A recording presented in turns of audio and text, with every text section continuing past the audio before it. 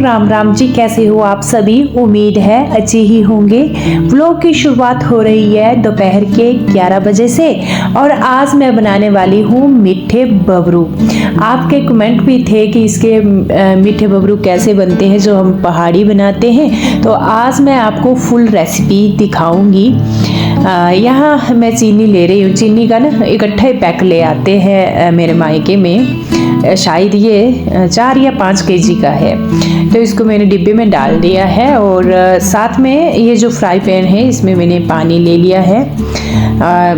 मैंने कम से कम पौना केजी के करीब चीनी डाल ही दी है। इस डिब्बे में 1 केजी चीनी आती है, तो मैंने पौना केजी के करीब चीनी डाली है। पानी की क्वांटिटी बहुत ही कम रखनी है। और इसके बाद मेरे डिब्बे में देखा कि चीनी ख़त्म हो चुकी है, बाकी की चीनी भी इसमें ट्रांसफ़र की। चाय वगैरह बनती है तो फिर मैंने ये डिब्बा भरकर रख दिया। बाकी ये जो फ्राई पैन है इसको हम ना गैस के ऊपर रखेंगे, थोड़ा सा इसको गुनगुना करेंगे, थोड़ी चीनी जल्दी घुल जाए। और यहाँ रख दिया गुनगुना करने के बाद ढक्कन दे करके। ये जो लिफाफा है इसको मैंने अच्छे से चिपका दिया है गैस चूल्हा जला करके, फिर ना बढ़िया रहता है, पैक रहती है, नीचे भी नहीं गिरती है और इससे चीनी के अंदर कोई सीलन भी नहीं आती है। इसके बाद देखिए थोड़ा सा मैंने इसमें नमक भी ऐड किया है। आधा पौना चम्मच के करीब जो स्पून होता है वो मैंने ऐड किया है नमक का, क्योंकि जब भी कोई हम मीठी चीज़ बनाते हैं उसमें नमक ज़रूर ऐड करना चाहिए। इससे मीठे का टेस्ट ना थोड़ा अलग हो जाता है, खुल कर आता है मीठा।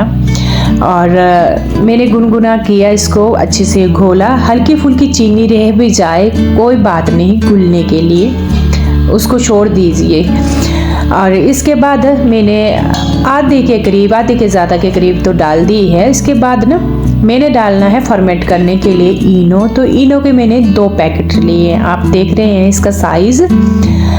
2 के 2 ही पैकेट डाल दूंगी क्योंकि आटा जो है इसकी क्वांटिटी ज़्यादा है, आप देख रहे हैं।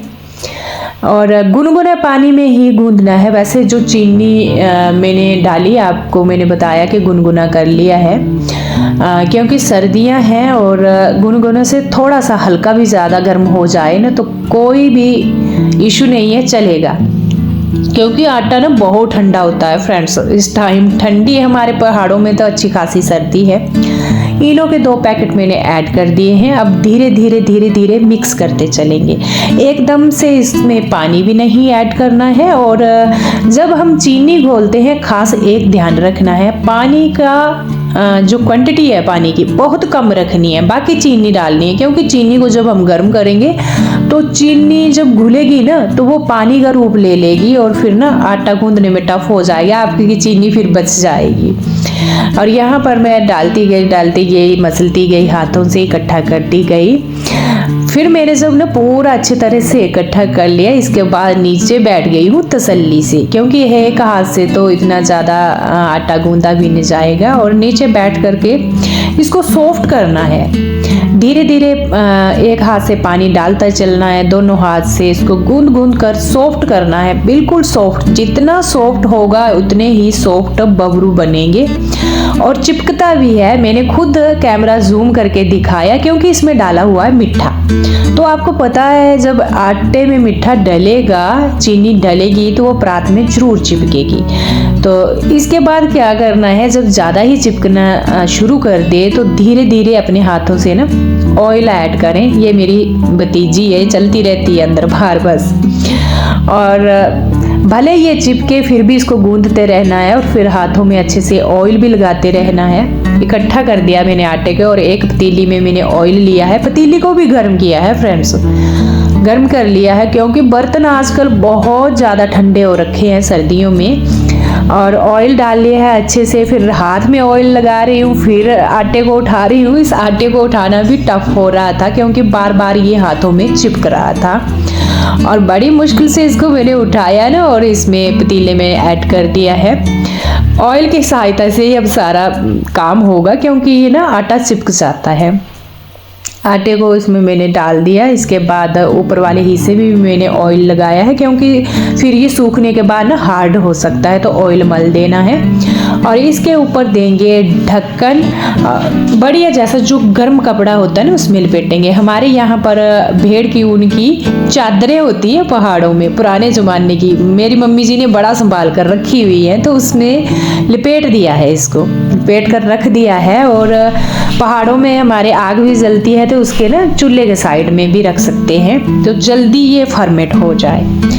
यहाँ दाल रखी है दिन के खाने के लिए, दाल बॉईल करने, मिक्स दाल, 3 दालें, जैसे चना दाल, मुगी और साथ में उड़द दाल, राजमा भी ऐड किए हैं देसी थोड़े। तो ये मिक्स दाल हमेशा ना आग के ऊपर ही बॉईल करते हैं, ये दिन का खाना है। तो मम्मी जी बोल रहे थे आग पीछे हट गई होगी तो लकड़ियाँ ना आगे करके जा, तो बस मैं अभी यहाँ ऊपर गई लकड़ियाँ आगे करने के लिए। और जब मैंने ना आटा गूंद कर रखा तो उसके बाद मैं नहाने के लिए भी चली गई थी, नहाई। और अभी जैसे मैं नहा कर निकली तो मम्मी ने बोला मतलब आग को देखकर आ जा, आग पीछे तो नहीं हो गई है। तो बस मैं ले भी आई आग के आगे की, मैंने चेक भी किया कुकर को, देखा कि ये तो बॉयल हो चुकी है, तो मैं कुकर को भी नीचे ले आई। और तड़का तो मम्मी जी ने ही लगाया, चावल, और साथ साथ में मैं खाना भी डाल रही हूँ। आज दिन का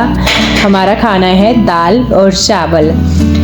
इसी बीच में फ्रेंड्स मैंने चेक भी कर दिया था कि वो फर्मेंट हुआ कि नहीं हुआ। फर्मेंट वो अभी नहीं हुआ था, तो मैंने सोचा चलिए खाना खा लेती हूँ। और सर्दियों में ना घी ज़रूर खाती हूँ, ऐसे भी हमारे यहाँ पहाड़ों में घी खाया ही जाता है, और सर्दियों में वैसे भी खाना चाहिए। इस टाइम सारे जने खाना खा बैठे थे, मैं ही बची थी, क्योंकि मैं नहाने चली गई थी, बीच में मेरे को इतनी भूख भी नहीं थी। फिर अभी थोड़े लेट हो गए तो मैंने बोला अभी भूख लगी है, चलिए खा लेती हूँ। यहाँ मैंने खाना खाया और इसके बाद ना हल्दी के काम में लग पड़े हैं, हल्दी कट करने के लिए। आटा अभी भी फर्मेंट नहीं हुआ, मेरे को लगता आटा हो गया था ठंडा कि क्या हुआ। इसके बाद ना लपेटा हुआ था, जैसे ही चादर में मैं ऊपर ले गई किचन में, आग दोबारा अच्छे से जलाई और उसके साइड में रखा कि थोड़ी इसको हीट मिले और फर्मेंट जल्दी हो। इसके बाद हल्दी कट करने लग पड़े हम सभी। पहले डैडी जी भी कट कर रहे थे और अब मम्मी जी, मैं और मेरी भाभी मिल करके श्रीदा को ना चेयर पर बिठाया, इसको मखाने दिए खाने को। जब हम ना मखाने इसको खाने को देते हैं तो ये थोड़ा ना बिजी हो जाती है। और सर्दियों में पहाड़ों में जो हल्दी निकलती है ना उसको कट किया जाता है, पहले तो धुला जाता है अच्छे से, फिर बारीक बारीक कट किया जाता है। कट करने के बाद इसको सुखाने डाला जाता है, कम से कम 10 या 15 धूप लगाई जाती है। और जब ना अच्छे से ये सूख जाती है तो हम रख लेते हैं, और फिर जैसे जैसे हमें हल्दी चाहिए ताजी ताजी पीस कर हम यूज कर लेते हैं। ये होती है हमारे पहाड़ों की शुद्ध ऑर्गेनिक हल्दी।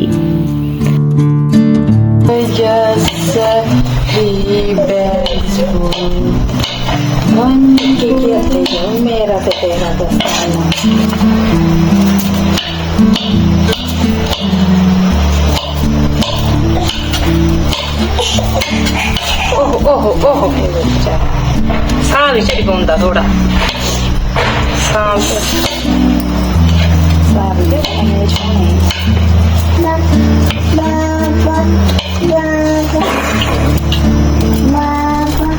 Black sheep,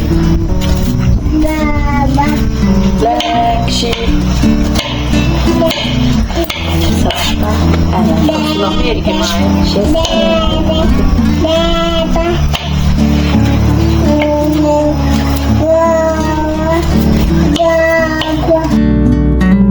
सर्दियों में हमारे यहाँ हर एक घर में बस हल्दी कट करने का काम चला होता है। इस साल मेरे मायके में वैसे हल्दी नहीं निकली है। मैंने आपको व्लॉग में बताया था जिस दिन हल्दी निकाली थी, क्योंकि दूसरे खेत में लगाई जहाँ पर 25 साल से कोई खेती नहीं की थी, बंजर खेत था, तो इसी रीजन से वहाँ खेती इतनी साल अच्छी हुई नहीं। बट खाने का गुजारा हो गया है, खाने का गुजारा अच्छे से हो जाएगा साल भर का। और ये जो हल्दी होती है, जैसे मैंने आपको बोला, शुद्ध ऑर्गेनिक, इसको हम दूध में डालकर भी पी सकते हैं, फेस पैक बनाइए, मुंह में लगा सकते हैं, इसके गरारे करिए गर्म पानी में डाल करके। हल्दी जो होती है ना, गुणों का खजाना होती है, हम इसको बेझिझक यूज़ कर सकते हैं। जो पैकिंग की कोई भी चीज़ हम लाते हैं उसका तो आपको पता है विश्वास ही नहीं।